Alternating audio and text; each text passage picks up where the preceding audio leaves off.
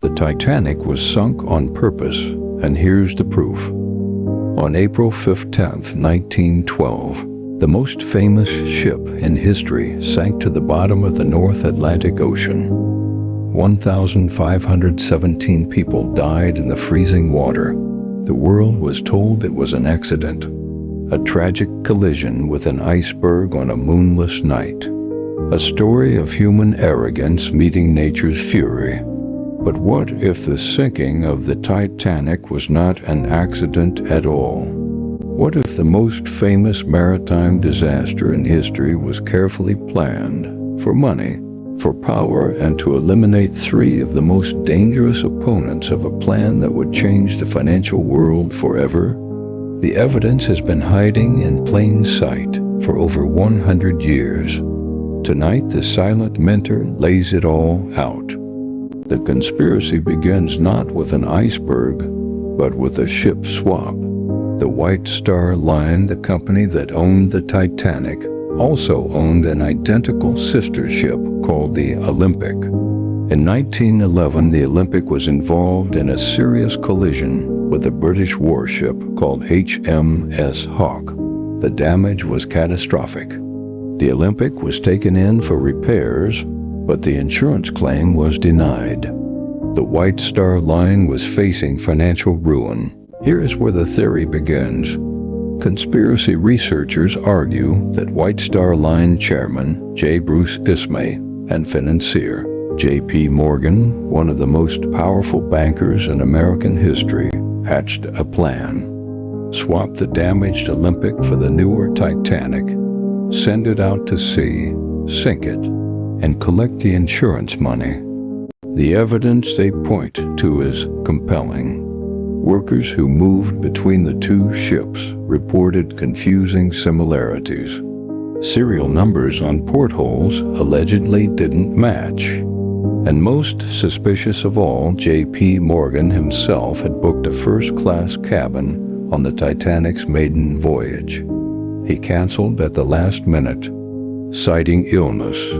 He was photographed the next day, perfectly healthy, on vacation in Europe.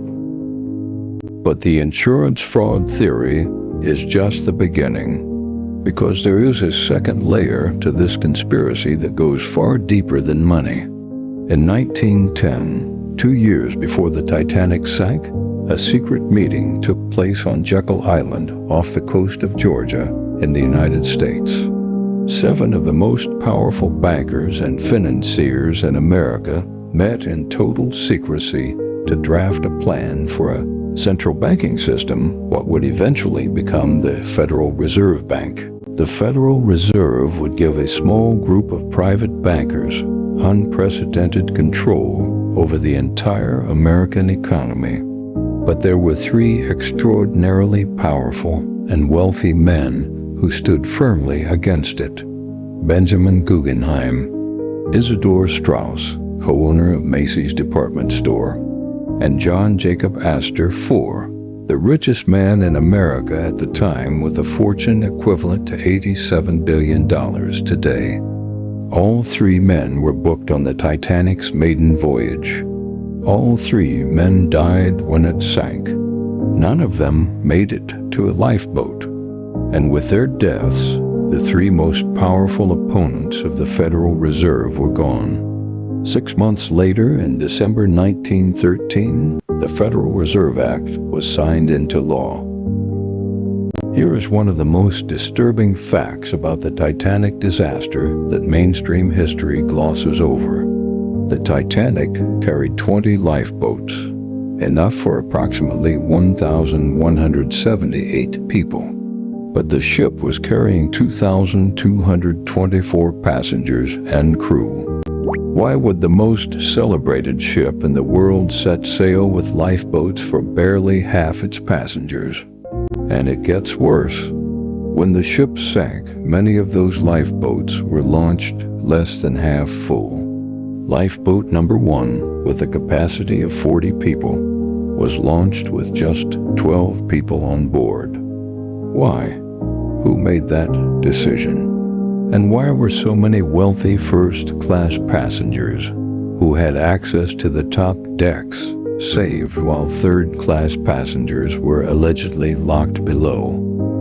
Survivor testimonies described gates being locked on the lower decks, trapping third-class passengers while first-class guests were guided to lifeboats. The official inquiry dismissed these claims, but the survivor accounts are consistent, detailed, and numerous. Someone made a decision about who would live and who would die that night. The iceberg didn't make that decision. Perhaps the most haunting detail of the entire Titanic story is the SS Californian. On the night of April 14, 1912, the Californian was stopped in the North Atlantic, just 10 to 19 miles from where the Titanic sank. Its crew reported seeing distress rockets fired into the sky. They reported seeing a large ship listing in the distance. The Californian did nothing. Its radio operator had gone to sleep just minutes before the Titanic sent its distress call. Its captain, Stanley Lord, watched the rockets and went back to bed. By the time the Californian finally moved toward the Titanic, it was too late. Every single person who died in that water was within potential rescue range of a ship that chose not to move. Captain Lord claimed he didn't realize the rockets were distress signals. An official inquiry found him guilty of negligence. But conspiracy researchers asked a darker question. Was the Californian's inaction accidental? Or was someone ensuring that the Titanic's passengers, specifically certain passengers, would not survive the night? The official British inquiry into the Titanic disaster reached its conclusions remarkably quickly, considering the scale of the tragedy. Critics have pointed out that the inquiry was led by figures with close connections to the shipping industry, creating an obvious conflict of interest.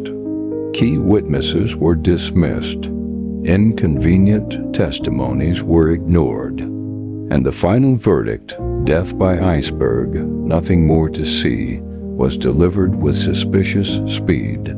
J. Bruce Ismay, the White Star Line chairman who was on board, escaped in a lifeboat while 1,517 people drowned.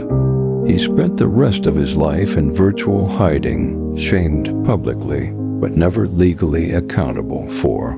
NYTHINGJP Morgan, who canceled his ticket at the last minute, went on to become even more powerful after the Federal Reserve was established. And the three men who opposed the Federal Reserve, Guggenheim, Strauss, and Astor, were never replaced by anyone of equal power or influence in opposing the central banking system. Their deaths effectively ended organized resistance to one of the most consequential financial decisions in American history. Coincidence, perhaps. But when that many convenient coincidences line up in the same direction, pointing toward the same powerful people, the word coincidence starts to feel inadequate.